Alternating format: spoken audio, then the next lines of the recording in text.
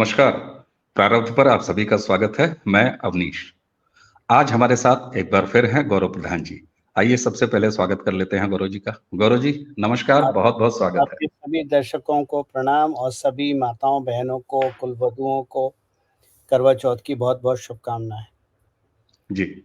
दर्शकों, आप प्रारब्ध के इस मंच पर गौरव प्रधान जी की वीडियो चर्चा के लिए कितने उत्साहित रहते हैं, कितना स्नेह देते हैं, इसका नतीजा है कि जैसे ही गौरव प्रधान जी आज सुबह कश्मीर से वापस लौटे, हमने निवेदन किया और गौरव जी का ये स्नेह है प्रारब्ध के लिए कि वो तैयार भी हो गए।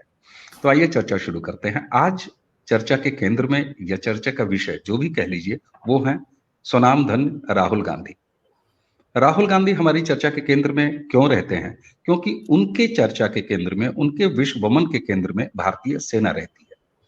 भारतीय सेना के पराक्रम पर उनके सवाल, सर्जिकल स्ट्राइक में उनके सवाल, वन रैंक वन पेंशन पर उनके सवाल, हर तरीके से वो भारतीय सेना को डिफेम करने का प्रयास करते रहे।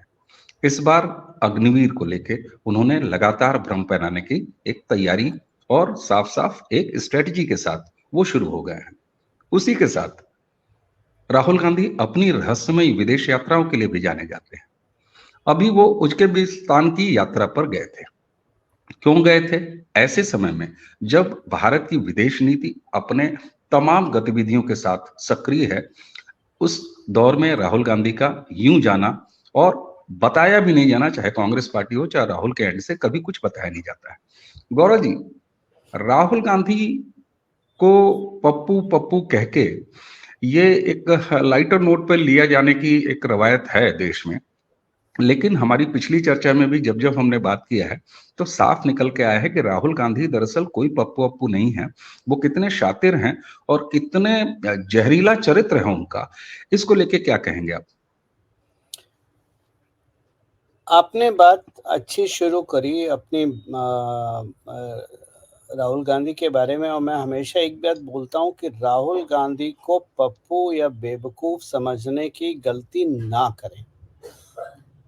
इंसान या तो राष्ट्र के लिए काम करता है, राष्ट्र को आगे जोड़ता है, मतलब मैं बात कर रहा हूँ राजनीतिज्ञों की, ठीक। या फिर वो राष्ट्र के खिलाफ काम करता है। राहुल गांधी एक बहुत शातिर दिमाग है, जिसको हम बोलते हैं either your mind can be constructive और your mind can be destructive, there is no middle path. Rahul का दिमाग जो है डिस्ट्रक्टिव है, और हम्म। डिस्ट्रक्टिव इसलिए क्योंकि उनको उनको भर दिया गया है कि जो सत्ता है, क्योंकि राहुल गांधी का जन्म सत्ता के सिंहासन पे हुआ है, तो हम्म। उन्हें हमेशा और उनके परिवार को लगता है कि ये सत्ता उनका बर्थ राइट है, यहाँ किसी के भी बैठने का अधिकार नहीं है कि उनके अलावा। और जब इस तरह की मानसिकता आपके दिमाग में भर जाती है, जब आप कोई चीज़ पे अपना अधिकार समझने लगते हैं, तो उस अधिकार को वापस लेने के लिए आप किसी भी हद तक जा सकते हैं, भले ही आपको राष्ट्र को आग में झोंकना पड़े या राष्ट्र के टुकड़े करने पड़े। आप बेहिचक उस काम को करेंगे, क्योंकि आपकी महत्वाकांक्षा उस पद पे बैठने की है, जिसको आपके माता-पिता, दादी-दादा पीढ़ियों ने ये सिखाया है कि सत्ता पे अधिकार केवल इस परिवार का है। तो राहुल गांधी उस मानसिकता से हैं। राहुल गांधी को इस देश में किसी से कोई मतलब नहीं है, कोई काम से मतलब नहीं है। मैं आपको बोल रहा हूँ, मैं आपके दर्शकों को भी बोलता हूँ, मुझे एक कंस्ट्रक्टिव काम दिखा दीजिए जो राहुल गांधी ने अपने जीवन में आज तक करा हो।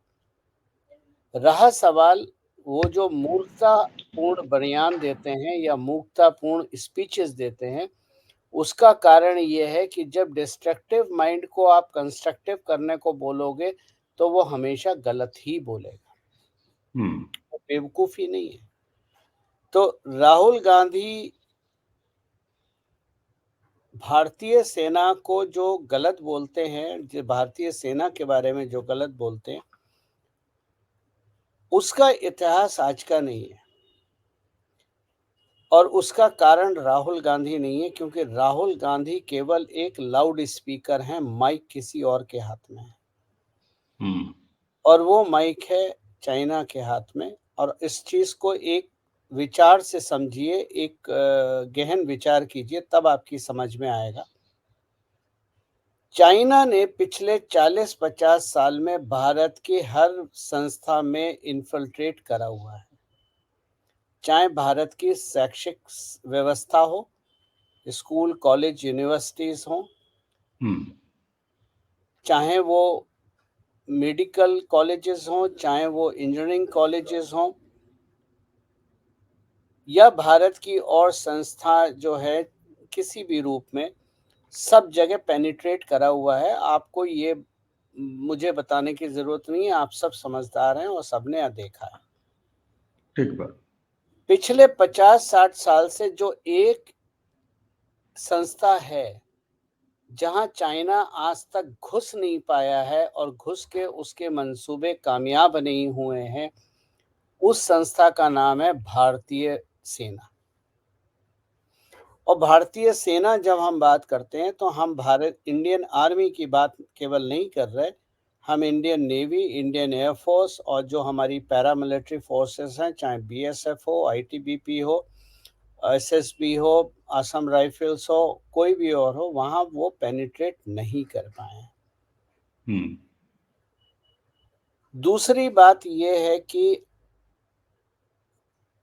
चाइना की एक 100 से ज़्यादा साल पुरानी एक पॉलिसी रही है, strangle you with your own system. आपके ही संसाधनों के माध्यम से आपके गले में फंदा लटका के आपको लटकाने की कला चाइनीज को आती है, जो वो भारत में नहीं बल्कि भारत और भी जो राष्ट्र हैं वहां पर वो प्रैक्टिस करते हैं।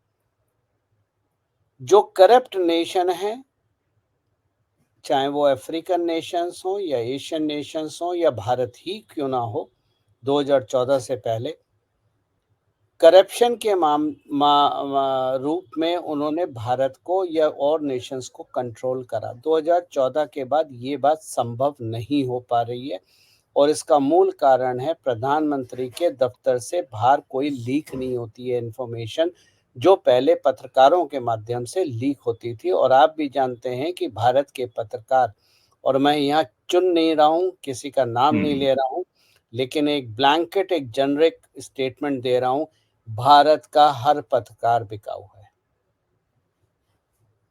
किसी ना किसी रूप में।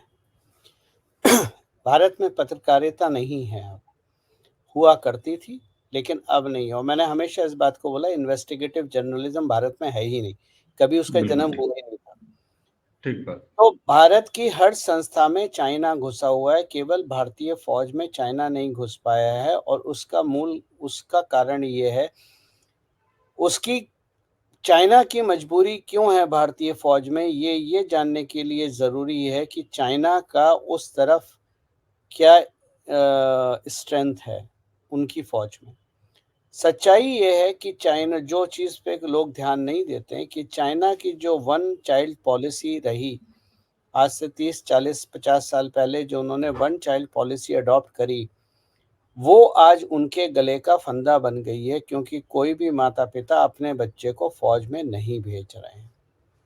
गलवान के वक्त आपने देखे थे कि कितने जबरदस्ती फौजियों को भेजा जाता था हमारे फॉरवर्ड लोकेशन पे पेट्रोल के लिए या लड़ाई के लिए, जो भी है, और वो रोते हुए आते थे, रोते हुए जाते थे। आज भी जो एक फैक्ट है जिसको आम जनता नहीं समझ पाती, चाइना का सिपाही 10,000 फीट की ऊंचाई से ऊपर, जो कि आपकी लद्दाख से ऊपर जाती है या अरुणाचल वगैरह में है, वो 48 घंटे से ज़्यादा सरवाइव नहीं कर सकता है, ज़्यादा से ज़्यादा 72 घंटे, और वहाँ रोटेशन करना पड़ता है।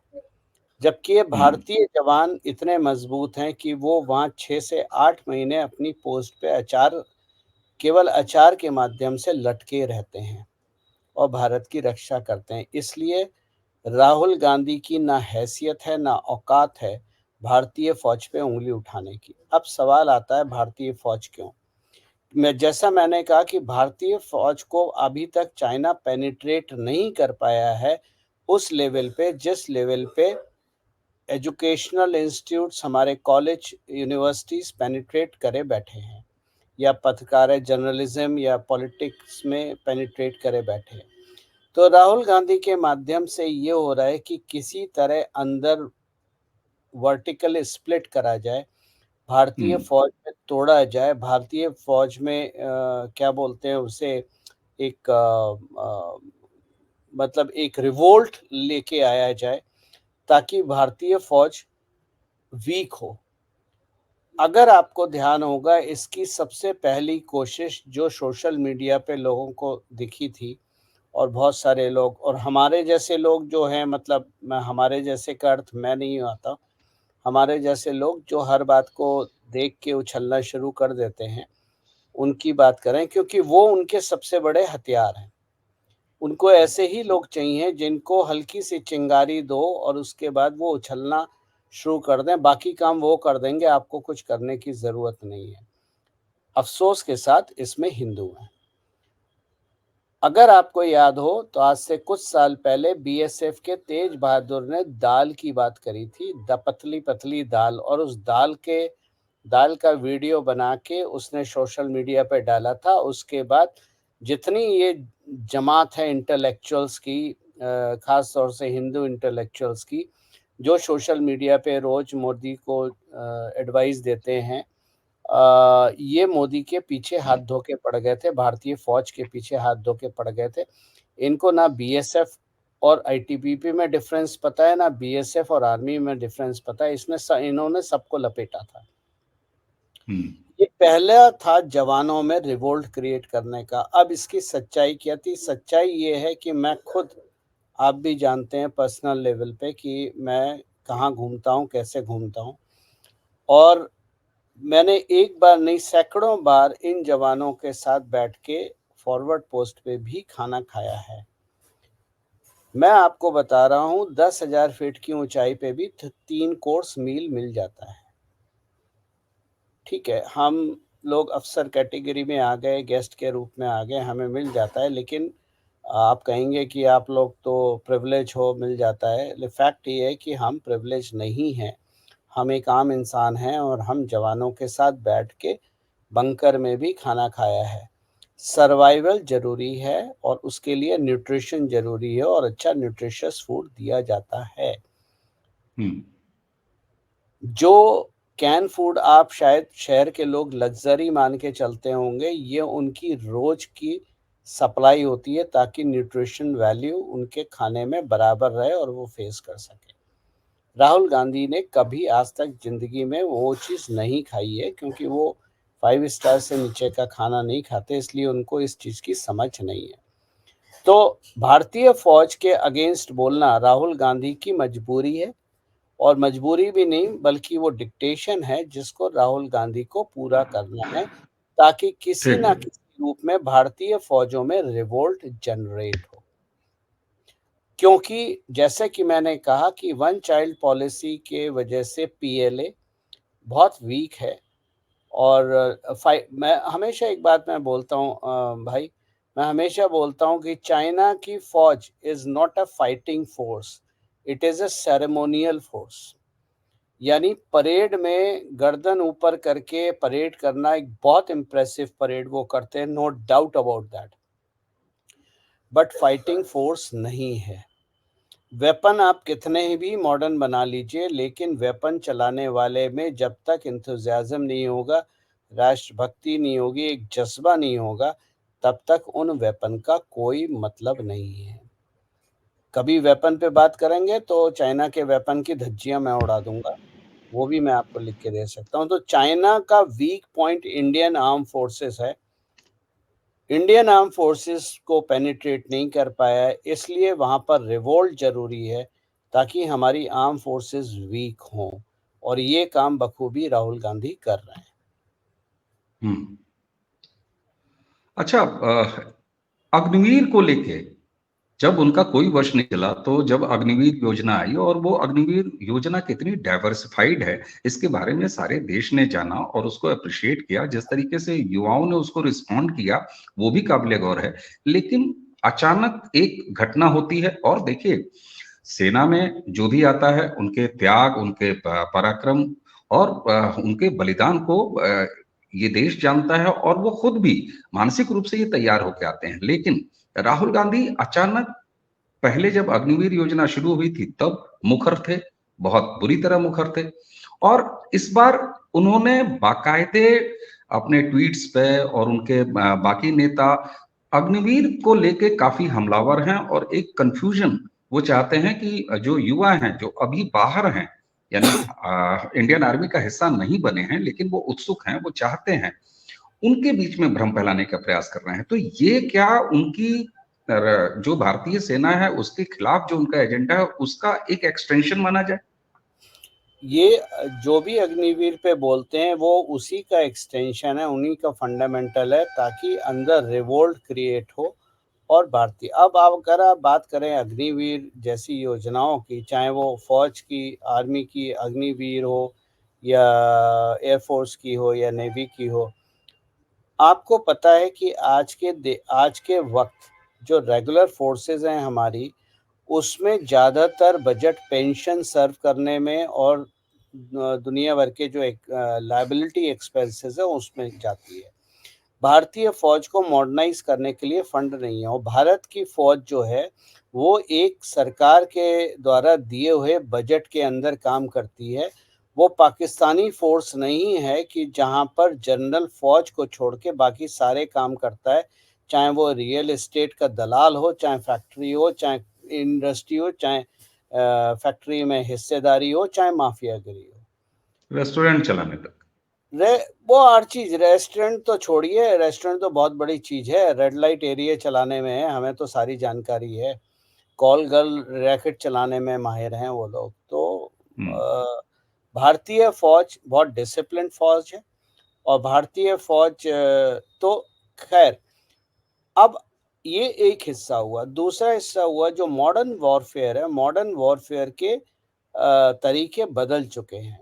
एक समय होता था जब आप फील्ड में आपस में लड़ते थे, जो पौराणिक लड़ाई है, इतिहास की सबसे बड़ी लड़ाई महाभारत की लड़ाई है, जिसमें फ़ौज ग्राउंड पे खड़ी होती थी, आमने-सामने से लड़ाई करती थी। फिर आपके वेपन सिस्टम्स आए, मॉडर्नाइज़ हुई, और आप फिर भी इन्फेंट्री है, आर्टिलरी है, टैंक रेजिमेंट है, 50 चीज़ें और हैं। उसके बाद आप आगे बढ़े, आपने न्यूक्लियर वेपनरी इस्तेमाल करी, लेज़र इस्तेमाल करी, एसैट इस्तेमाल करी, सैटेलाइट वेपनरी इस्तेमाल करी। आज के टाइम में युद्ध जो है वो इकोनॉमिक और साइकोलॉजिकल रह गया है। ठीक। देखिए, कोई भी लड़ाई हो दुनिया की, आज की बात नहीं कर रहे हैं, वर्ल्ड वॉर 1 से लेके आज तक, युद्ध का केवल एक ही उद्देश्य होता है कि दुश्मन क्षेत्र के जनता का विल तोड़ना, बिल्कुल। लोगों का विल तोड़ना। ठीक है? अब वो विल आप बंदूक से, बम से तोड़ो, या सोशल मीडिया में आप फुलझड़ी छोड़ दो, राहुल गांधी जैसे करते हैं, और उसके बाद ये जितने निब्बा-निब्बी हैं सोशल मीडिया के, जो अपने घर से इन्फ्लुएंसर बने हुए हैं, ये शुरू हो जाते हैं। सरकार भई, अल्टीमेटली आपको सरकार को नीचा दिखाना है, हम्म। और लोगों के मन में ये भ्रम पैदा करना है कि सरकार निकम्मी है, सरकार कुछ नहीं कर सकती, फ़ौज हमारी कुछ नहीं कर सकती, फ़ौज को बर्बाद कर दिया, हम लड़ नहीं सकते, हम अपनी रक्षा नहीं कर सकते, हमारी सरहदों की रक्षा नहीं, आपका काम हो गया। तो आज की लड़ाई साइको ऑप्स ज़्यादा होती है रादर देन बुलेट फायर। इसीलिए मैंने हमेशा बोलता हूँ, जैसे 2014 से मैं लिख रहा था, Pakistan will bleed without a bullet fire. हमने कोई बुलेट नहीं चलाई है, लेकिन हमने पाकिस्तान आज कहाँ है वो आप सब देख रहे हैं। ठीक है? तो ये चीज़ें जो हैं ये राहुल गांधी बखूबी इस माध्यम से करते हैं। तो ज़रूरत ये पड़ी कि जो लायबिलिटी फ़ौज की बढ़ती चली जा रही है, जिसकी वजह से मॉडर्नाइज़ेशन नहीं हो रहा है, उसको कैसे कंट्रोल करा जाए, तब आप अग्निवीर जैसी स्कीम लेके आते हैं। और अग्निवीर कोई नई स्कीम नहीं है, दुनिया की बहुत सी फ़ौज, जो बड़ी-बड़ी फ़ौजें हैं, वो सब इस चीज़ को फ़ॉलो करती हैं कि आप आइए, कुछ साल अपने जीवन के दीजिए। अब यहाँ विन विन सिचुएशन है। कोई बच्चा 19 साल 20 साल की उम्र में आता है, 4 साल वो अपने देता है, अच्छा खासा उसकी पैसे मिलते हैं और उसके बाद उसको बोला जाता है बेटा बेटा या बेटी अब आप जाओ और अपना कुछ व्यवसाय शुरू करो, उसके लिए हम आपको 13-14 लाख रुपए दे रहे हैं। ठीक ठीक है बात। ना? तो एक आपने उसकी मिलिट्री ट्रेनिंग करी, आपने उसको डिसिप्लिन सिखाया, आपने उसको राष्ट्रभक्ति सिखाई, राष्ट्र के लिए खड़ा होना सिखाया, साथ में उसे पैसे दिए ताकि वो अपने पैरों पे भी खड़ा हो जाए। आपने अपनी लायबिलिटी कम कर दी, लेकिन आपने देश को आगे बढ़ाया। अब केवल ये नहीं है कि सबको निकाल के जो उसमें 25% परसेंट। मेरिट होल्डर हैं, उनको परमानेंटली कमीशन करा जाएगा आर्मी में, चाहे वो जिस लेवल पे भी हों और कोई भी, चाहे आर्मी हो, चाहे इंडियन एयर फोर्स हो, चाहे इंडियन नेवी हो या और जो यूनिफॉर्म फोर्सेस हैं, उन सब में इंटरनल प्रमोशन की व्यवस्था होती है, जहां आप एग्ज़ाम देते हो, आप जवान कैटेगरी में हो लेकिन एग्ज़ाम देते हो, क्लियर करते हो, ट्रेनिंग करते हो, तो आप ऑफिसर कैटेगरी में भी आते हो। ठीक है ना? आपने देखा है एनडीए भी है हमारे यहाँ, सीडीएस भी है हमारे यहाँ, जहाँ ठीक बात। ग्रेजुएशन के बाद जाते हैं, एनडीए में आप 10वीं 11वीं के बाद जाते हैं। अभी की व्यवस्था नहीं पता मेरे को, मैं अपने टाइम की बात बता रहा हूँ। 12th के बाद ही है। तो तो अग्निवीर जैसी व्यवस्था से फ़ायदा ये होगा कि भारत की फ़ौज यंग रहेगी, चुस्त दुरुस्त रहेगी। आज आपने इज़राइल में अटैक हो रहा है, इज़राइल में अटैक 1,70,000 की फ़ौज थी और रातों-रात उस फ़ौज की संख्या 6 लाख पहुँच गई, क्योंकि जितने भी ये रिज़र्व या यूँ कहें, अपनी भाषा में कहें, उनके अग्निवीर हैं, वो सब आ गए, चाहे वो 90 साल के हों, चाहे वो 40 साल के हों या 35 साल के, सब आ गए। जो लोग अग्निवीर पे सवाल उठाते हैं, वो एक चीज़ भूल जाते हैं कि भारतीय फ़ौजें या भारतीय फ़ौज एम्प्लॉयमेंट एक्सचेंज नहीं है। बहुत बड़ी बात। भारतीय फ़ौज नौकरी पाने का साधन नहीं है। ये पीएसयू नहीं है जहां आप नौकरी मिलेगी आप रिटायर होंगे। भारतीय फौज एक सैक्रिफाइस है, एक सर्विस है, राष्ट्र को समर्पित है। यहाँ फौज में कभी शहीद शब्द इस्तेमाल नहीं होता है। ठीक है ना? हम लोग शहीद शब्द इस्तेमाल करते हैं जब भी हमारा कोई सोल्जर गिरता है। फौज में शब्द इस्तेमाल होता है फॉलन सोल्जर। ठीक है? तो ज्ञान ना होना और उसके बाद राय देना, ये राहुल गांधी नहीं, हमारे लोग भी करते हैं। राहुल गांधी केवल उस चीज़ को ट्रिगर कर देते हैं और पीछे बैठे हम्म। हुए मास्टर्स का काम हो जाता है। बाकी सरकार को उठा-पटक करना तो हम लोग का काम है और वो हम बखूबी निभाते हैं बिना ज्ञान लिए हुए। तो इन चीज़ों पे मैं ज़्यादा ध्यान नहीं देता। ठीक बात है। बहरहाल आपने जिस तरीके से अग्निवीर के बारे में बताया और जब से अग्निवीर योजना आई है, मैंने शुरुआत में ही कहा कि जिस तरीके से भारत के अपने देश के युवाओं का उसको जो समर्थन मिला है और जिस तरीके से उत्साह से युवा वहाँ आ रहे हैं, तो संभवतः मुझे लग रहा है कि राहुल गांधी की फिर वही अपना जो विश्व भ्रमण करने की राजनीति है कि कहीं न कहीं से कोई नेगेटिव एलिमेंट निकालो और उसको बदनाम करो। बहरहाल इसमें एक छोटी-सी चीज़ और बताना चाहता हूँ। जो मॉडर्न वॉरफेयर में बुलेट और टैंक बात की चीज़ आती है। मॉडर्न वॉरफेयर में आपकी इकोनॉमिक वॉर आ गई, आपके हुँ, इंफॉर्मेशन वॉरफेयर आ गया, आपका 5th जनरेशन वॉरफेयर क्या है? इंफॉर्मेशन वॉरफेयर है। मैंने हुँ, जैसे बताया, मूल मंत्र होता है दुश्मन के एरिये में लोगों की विल को तोड़ना। और जब ये काम जब सोशल मीडिया से हो सकता है, तो इसके लिए हथियारों की ज़रूरत क्या है? और यही कारण है चाइना सक्सेसफुल है। और अब चाइना का क्या है? चाइना को, जैसे मैंने अभी बोला, वन चाइल्ड पॉलिसी की वजह से उनके पास फुट सोल्जर्स नहीं हैं, नहीं है। हुँ, कमिटेड फुट सोल्जर्स नहीं है। तो वो क्या करते हैं? वो मर्सनरीज़ इस्तेमाल करते हैं। ठीक है? और मर्सनरीज़ में जो उनका सबसे बड़ा मर्सनरी ग्रुप है, उसका नाम है पाकिस्तान। पाकिस्तान किसी राष्ट्र का नाम नहीं है, वो एक मर्सनरी ग्रुप है जो पहले अमेरिका के लिए काम करता था, आजकल वो चाइना के लिए काम करता है। पैसे मिलते हैं, वो उतना नाचते हैं और उसके बाद चले जाते हैं। तो चाइना फुट सोल्जर्स इस्तेमाल करता है दूसरे देश के देश से बिना, अब क्योंकि उनके पास है नहीं।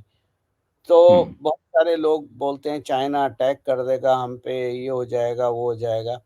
मैं आपको लिख के दे रहा हूँ, जब गलवान शुरू हुआ था, पहले दिन मैंने बोला था कुछ नहीं होगा, चाइना लड़ नहीं सकता।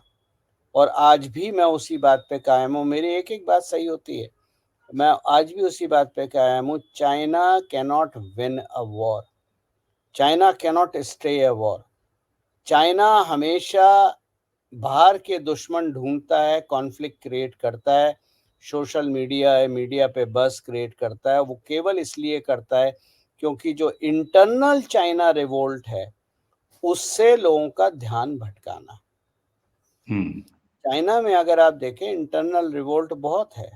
और मैंने कई बार लिखा है अब ये होगा क्योंकि इंटरनल रिवोल्ट बढ़ रहा है, तो चाइना को तो क्या करता है चाइना? 4 हवाई जहाज भेज देता है ताइवान में, ठीक है? 2 हफ्ते के लिए उधम मचना शुरू हो जाता है और उसके बाद सब शांत हो जाता है, इंटरनल रिवोल्ट को डाइवर्ट कर देता है। ठीक बात है। और जब वो चाइना भारत में देखता है तो उसको राहुल गांधी और उनकी मंडली जैसे लोग मिल जाते हैं। अच्छा। भाई 2008 का एमओयू क्या है? एजेंट बिल्कुल ठीक। बनाया ना, ऑथराइज एजेंट बनाया ना, फ्रेंचाइजी खोली हुई है 10 जनपद पे। बिल्कुल ठीक बात है। और मुझे तो आश्चर्य होता है कि इस देश की, हालांकि आपने पहले कहा कि इस देश की पत्रकारिता तो वाकई खत्म हो गई है, इन्वेस्टिगेटिंग जर्नलिज्म का तो कहीं नामो निशान नहीं है। लेकिन आश्चर्य इस बात पर तो होता ही है कि एक पूरा का पूरा एमओयू एक विदेशी देश के साथ एक राष्ट्रीय पार्टी का है, और वो पार्टी जो सरकार में थी और सरकार में रहते हुए वो एग्रीमेंट हुआ है, वो एमओयू हुआ, लेकिन उसके बारे में कभी कोई सवाल नहीं पूछा जाता। मेरे को आज आप एक चीज ईमानदारी से बताना, और आपके दर्शकों से पूछ रहा हूँ, आप लोग प्लीज कमेंट में लिख के ईमानदारी से बताना, 2008 के एमओयू पे कौन से पत्रकार ने इन्वेस्टिगेशन करा है या कांग्रेस से सवाल पूछा है? कौन से पत्रकार ने ये कहा कि ये एमओयू की जो कॉपी है वो पब्लिश क्यों नहीं हुई? इस एमओयू को केवल गांधी परिवार के बाहर कोई क्यों नहीं जानता, यहां तक कि कांग्रेस के सीनियर नेता भी नहीं जानते। ऐसा हम्म। क्या है इस एमओयू में और किस हैसियत से हुआ जिसकी भनक परिवार के बाहर किसी को नहीं है? ये सवाल आज तक किसी जर्नलिस्ट ने पूछा है? नहीं पूछा, वही यही सवाल मैंने अब उठाया, रहा मुझे सवाल आश्चर्य इसी बात का है। अब सवाल रहा इन्वेस्टिगेटिव जर्नलिज्म का। भारत में इन्वेस्टिगेटिव जर्नलिज्म का अगर कोई केस है, तो केवल एक केस मुझे ध्यान आता है, और वो है बोफोर्स का। जब चित्रा नाम की, चित्रा सुब्रमण्यम शायद उनका नाम है, वो डॉक्यूमेंट्स लेके आई थी स्विस से, और बोफोर्स गन के बारे में, और इन्वेस्टिगेट कर रहा था। वो कुछ हद तक इन्वेस्टिगेटिव जर्नलिज्म की पहली और अंतिम कोशिश थी। उसके बाद केवल सुपारी जर्नलिज्म भारत में चलता है, और आजकल तो सुपारी जर्नलिज्म इतना ज़्यादा हो गया है कि शाम को रोज एक मछली बाजार लगता है हर चैनल पे, जिसको हम बोलते हैं डिबेट। और उसका एक ही मकसद होता है कि कौन कितनी जोर से बोलेगा, जो जितनी जोर से बोलेगा टीआरपी उतनी ज़्यादा बढ़ जाएगी, सोशल मीडिया पे क्लिप शेयर होंगी, यूट्यूब से पैसा मिलेगा, टीआरपी से पैसा मिलेगा। भाई आपने भी कॉलेज और स्कूल पढ़ा है, हमने भी कॉलेज और स्कूल पढ़ा है, हमारे भी कॉलेज और स्कूल में डिबेट होते थे। दो पक्ष आपस में अपनी बात रखते थे और डिबेट के अंत में एक निष्कर्ष बताया जाता था कि इस डिबेट का ये निष्कर्ष है, जो कि एक न्यूट्रल पर्सन डिसाइड करता था। हम्म। मुझे ये बताइए, टीवी डिबेट में आज तक कोई किसी डिबेट का निष्कर्ष निकला है? बिल्कुल ठीक बात है। सिवाय मजमेबाजी के और कुछ नजर नहीं आता। और शायद यही वजह है गौरव जी कि 2014 के बाद लगातार ये देखा गया कि स्थापित मीडिया इस देश का उसने अब न सिर्फ अपनी क्रेडिबिलिटी खोई बल्कि अपनी उपयोगिता भी खो दी है। और यही वजह है कि पिछले दिनों अचानक एक दिन प्रधानमंत्री नरेंद्र मोदी जी अपने यूट्यूब चैनल पर एक पॉडकास्ट और एक यूट्यूबर की तरह से अवतरित हुए और एक 5 मिनट का वो वीडियो है। मैं दर्शकों से अपील करूंगा, हम इसके डिस्क्रिप्शन में उसको डालेंगे भी, उसको देखें। उससे एक अंदाजा ये लगा कि प्रधानमंत्री खुद जन मीडिया, क्योंकि ये एक जन मीडिया जैसा मंच है, ऐसे कई और प्लेटफॉर्म हैं जो जन मीडिया के तौर पे काम कर रहे हैं। तो मुझे लगता है कि वो काम तो जो आपने कहा ना कि एक क्रेडिबिलिटी का, और कभी यहाँ जर्नलिज्म ठीक से रहा नहीं, और रहा भी तो किस तरीके का रहा, तो वो बात स्थापित हो रही है और लोग भी अब जो है स्थापित मीडिया की तरफ बहुत ज्यादा विश्वास नहीं करते हैं। आप अच्छा। स्थापित मीडिया की बात कर रहे हैं भाई, मैं आपको बोल रहा हूँ जो यूट्यूब वाला मीडिया है, जितने ये पत्रकार पैदा हो गए हैं पिछले 5 साल में यूट्यूब पे, इनमें से एक भी इन्वेस्टिगेटिव है?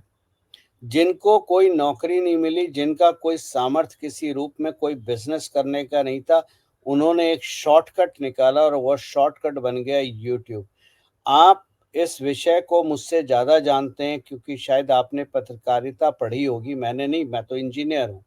लेकिन जहाँ तक मैं समझता हूँ पत्रकारिता में उच्चारण का बहुत बड़ा योगदान होता है और जिसका उच्चारण सही ना हो वो माइक पे नहीं आता है।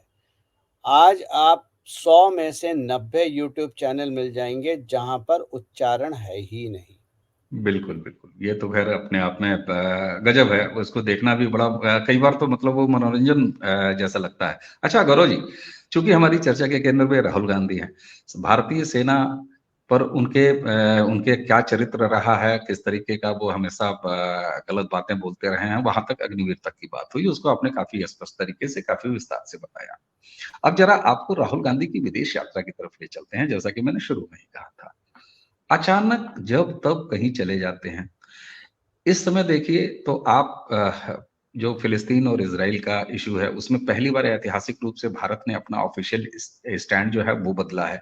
हम परंपरागत रूप से फ़िलिस्तीन के साथ थे, लेकिन भारत ने दोनों का साथ दिया और सबसे पहले उन्होंने कहा कि नहीं साहब, हम इज़राइल के साथ हैं, क्योंकि उनके साथ ज्यादती हुई है, उनके नागरिकों पर हमला हुआ है, और हमला क्या, बड़ा बर्बर हमला हुआ है। लेकिन उसके बाद एक मामला कतर का वो चल ही रहा है।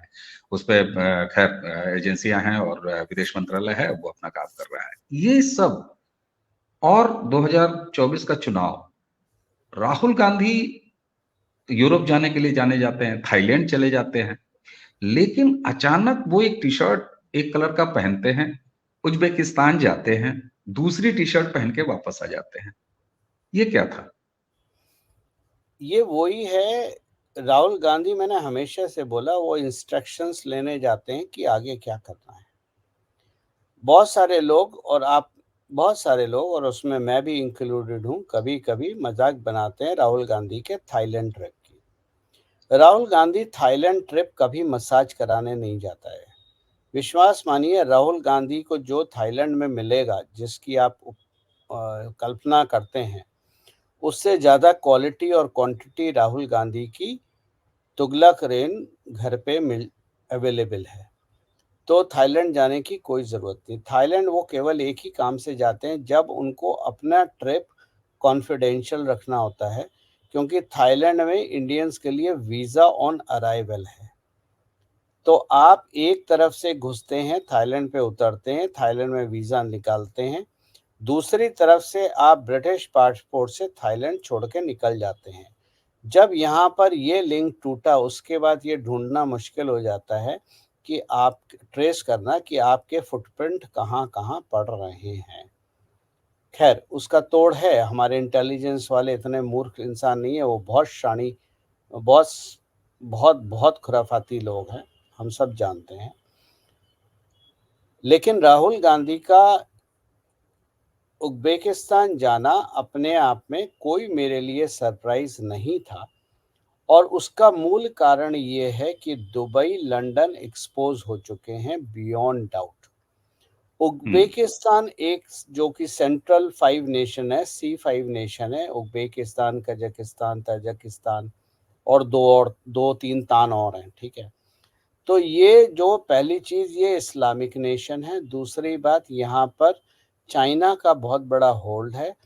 CIA चाइना के साथ काम करती है और समंता पावर को जो कि भारत का पहले प्लान था, भारत नहीं आई क्योंकि यहाँ विज़िबिलिटी ज़्यादा है, इसलिए वो उज़्बेकिस्तान पहुँची और वहाँ पर राहुल गांधी को इंस्ट्रक्शन दिए गए कि आगे क्या काम करना है, किस तरह से। उसका एक नतीजा ये है कि राहुल गांधी के आने के बाद महाराष्ट्र में रिज़र्वेशन वाली कहानी फिर से शुरू हो गई है और हम्म। अभी और भी होगा। जैसे कि मैंने कहा, जो सफ़र 2024 का है वो बहुत ब्लडी होगा और ये मैं आज से मैं किसी की बात पढ़ के नहीं बोल रहा हूँ, मैं 2019 के चुनाव से पहले बता चुका हूँ कि 2024 का चुनाव बहुत ब्लडी होगा। राइट्स मैं आपको बता रहा हूँ, सत्ता तक पहुँचने के लिए कितनी लाशें गिरानी पड़ें और कितने शहर जलाने पड़ें, इसकी गिनती करने का मूड कांग्रेस पार्टी या यूं कहूं कबाल को बिल्कुल भी नहीं है, क्योंकि किसी भी रूप में सत्ता तक पहुंचना है। तो उज़्बेकिस्तान जाना कोई बड़ी चीज़ नहीं है और ये मैंने 21 अक्टूबर 2021, अगर मुझे डेट याद है, मैंने कल ही परसों पोस्ट करा है अपना आर्टिकल फिर से। उसमें मैंने लिखा था न्यूलैंड, विक्टोरिया न्यूलैंड के बाद जो दूसरी लेडी है हिलरी क्लिंटन और ओबामा कबाल की, उसका नाम है समंथा पावर। और मैंने तब लिखा था समंथा पावर भारत आएगी, लेकिन भारत में क्योंकि ये चीज़ें ऐसी नहीं हैं जो लिखी जाएं आज और उसके बाद वैसे ही हो जाएंगी, इसमें हम्म। मॉडिफिकेशन होते हैं, डिपेंड अपॉन सर्कमस्टेंसेस। सो भारत में चूंकि विजिबिलिटी ज़्यादा है, इसलिए हम्म। राहुल गांधी का जो सफ़र था वो उज़्बेकिस्तान वरना आप खुद सोचिए, 5 राज्यों का चुनाव है, आप चुनाव छोड़ के उज़्बेकिस्तान जा रहे हैं। बिल्कुल। मतलब आप लंदन जाएँ तो समझ में आता है भई शॉपिंग का मूड हो रहा है, गर्लफ्रेंड को घुमाना है, बीवी को घुमाना है, बच्चों को घुमाना है या उनसे मिलने जाना है, तो समझ में आता है। लेकिन उज़्बेकिस्तान, तो उज़्बेकिस्तान जाने का एक ही अर्थ है, भारत के खिलाफ षड्यंत्र। 2024 जैसे-जैसे पास आएगा, आपको बहुत सारी और चीज़ें पता चलनी शुरू हो जाएँगी। ठीक बात। अच्छा, 2024 की तैयारी में कांग्रेस ने एक इंडी अलायंस नाम की चीज भी बनाई थी। लेकिन इंडी अलायंस अचानक पीछे नजर आ रहा है और कांग्रेस उससे आगे जहर बोते हुए निकलती चली जा रही है। केरल में जो कुछ भी हुआ आपने देखा। फिलिस्तीन सपोर्ट के नाम पर हमास का सपोर्ट करते हुए एक वर्चुअल सभा हुई, उसके अगले दिन विस्फोट हुआ। महाराष्ट्र में अभी शुरू हो गया है, जैसा जो भी शुरू हुआ है। ये सब के बीच में क्या कांग्रेस नफरत बोने में इंडी अलायंस या बाकी जो इंडी अलायंस की पार्टियां हैं, उससे आगे निकलने की होड़ में है, और आगे या तो होड़ में है या आगे निकल के रास्ता दिखा रही है? आपने रामायण पढ़ी होगी और रामायण में एक चैप्टर है जिसमें खरदूषण भगवान श्री राम और लक्ष्मण से लड़ने पहुंच जाते हैं। बहुत हम्म। ताकतवर राक्षस है और जब वो पहुंचते हैं तो भगवान राम को ऋषिवर सलाह देते हैं कि प्रभु इस वक्त मोहिनी अस्त्र का प्रयोग कीजिए। हम्म। भगवान श्री राम मोहिनी अस्त्र का प्रयोग करते हैं और सारे रावण एक दूसरे को मार काट के मर जाते हैं। भाई, जब महत्वाकांक्षा सबकी अलग अलग हो और गोल एक ना हो, तो मोहिनी अस्त्र वाला समय आ जाता है। हम्म। सब आम मैंने पहले भी आपके शो में करा था, इंडी अलायंस का मतलब है 26 प्रधानमंत्री। ठीक बात। आपके नटवर लाल से लेके राहुल गांधी तक सब प्रधानमंत्री कैंडिडेट हैं। राष्ट्र के लिए कौन बात कर रहा है? किस सुना राष्ट्र के लिए कभी बात करते हुए? कोई राष्ट्र के लिए बात नहीं कर रहा है। तो राहुल गांधी, इंडी अलायंस जो है वो मोहिनी अस्त्र चल चुका है उसमें, और वो आपस में, आपने अखिलेश यादव का भाषण सुन लिया, आपने मायावती को सुन लिया, आपने स्टालिन को सुन लिया, आपने स्टालिन के बेटे को सुन लिया, आपने उधर केसीआर को सुन लिया, बचा कौन? सारे और बिल्कुल ठीक। नटवरलाल कल जा ही रहे हैं, तो बचा कौन? अब मैंने आपको ये स्ट्रैटेजी उस दिन भी समझाई थी। अब आपको ये समझ में आ रहा होगा अच्छी तरह से कि राहुल गांधी को सुप्रीम कोर्ट ने केवल चेतावनी देके क्यों छोड़ा, जेल क्यों नहीं भेजा? क्योंकि अगर जेल भेज देते तो राहुल गांधी के पीछे सारे लोग इकट्ठे हो जाते, मोहनी अस्त्र का प्रभाव 0 होता। और मोहनी अस्त्र को सक्सेसफुल बनाने के लिए जरूरी था कि राहुल गांधी बाहर रहें। ये ठीक बात है। राजनीति है, ये राजनीति है जो राष्ट्र नीति के लिए काम करती है, इसलिए इसको समझने के लिए ठंडा दिमाग चाहिए। बिल्कुल ठीक है। और ठंडे दिमाग से बातें समझ में भी आती हैं और मामला भी ठंडा रहता है। खैर, शीत का मौसम भी आ रहा है, शरद ऋतु का भी मामला आ रहा है, लेकिन इस सारे के बीच में बहुत कुछ गर्मी अभी रहने वाली है। और आपने कहा ना कि आपने इंडिया अलायंस के तमाम लोगों की बात सुन ली। अरे, अखिलेश यादव की बात सुन ली। अखिलेश यादव के एक समर्थक ने, उनके प्रवक्ता, वो कोई भदौरिया करके नाम है, उसकी एक बाइट चली कि साहब हम तो चाहते हैं कि जो है अखिलेश यादव प्रधानमंत्री बने। तो आज मैंने एक छोटी सी बाइट सुनी तेज प्रताप की, लालू प्रसाद यादव के सुनाम धन्य पुत्र और बिहार के उप मुख्यमंत्री। उन्होंने कहा कि अरे, ये तो सबका ख्वाब होता है, इसमें कोई खास बात नहीं है। तो यहाँ तो बिल्कुल वो मोहनी मंत्र चला हुआ दिख रहा है। बहुत दिन हो गए, जो है दीदी ममता बनर्जी, उनकी कोई बात नहीं समझ में आ रही है। नीतीश कुमार प्रधानमंत्री बनने चले थे, कहाँ हैं अभी ये नहीं समझ में आ रहा है। तो ये कुल मिला के है। लेकिन इस सबके बीच में जो इस सारी चर्चा जो हम लोग 40 मिनट से कर रहे हैं, इसकी बात जो मुझे समझ में आती है कि राहुल गांधी वह व्यक्ति हैं जो कम से कम पप्पू तो बिल्कुल नहीं है, बेहद शातिर, भारतीय राजनीति के एक तरह से कहा जाए तो बिल्कुल नकारात्मक चरित्र, खल चरित्र। और अब ये समझ में आती है बात कि वो व्यक्ति किसी भी स्तर पर, किसी भी कीमत पर भारत का भला नहीं चाहता है। उनको सत्ता चाहिए, और सत्ता के लिए अगर भारत का नुकसान होता हो, भारत की क्षति होती हो, उससे भी उनको कोई गुरेज नहीं है। गौरव, चाणक्य ने कहा है कि विदेशी माँ से जन्मा हुआ बच्चा कभी राष्ट्रभक्त नहीं हो सकता। बिल्कुल ठीक बात है। और ऐसे में हमें जो है श्रद्धेय स्वर्गीय अटल बिहारी वाजपेयी याद आते हैं। और उन्होंने जो एक स्टैंड लिया था, उसकी वजह से, हालांकि उनकी वजह से हमें मनमोहन सिंह जैसे प्रधानमंत्री मिले। और कम से कम कांग्रेस पार्टी के हिस्से में एक बात तो आई कि वो कहते हैं, कांग्रेस, हर कांग्रेसी कहता है कि अरे सोनिया गांधी ने कितना बड़ा त्याग किया। वाह, ये त्याग है।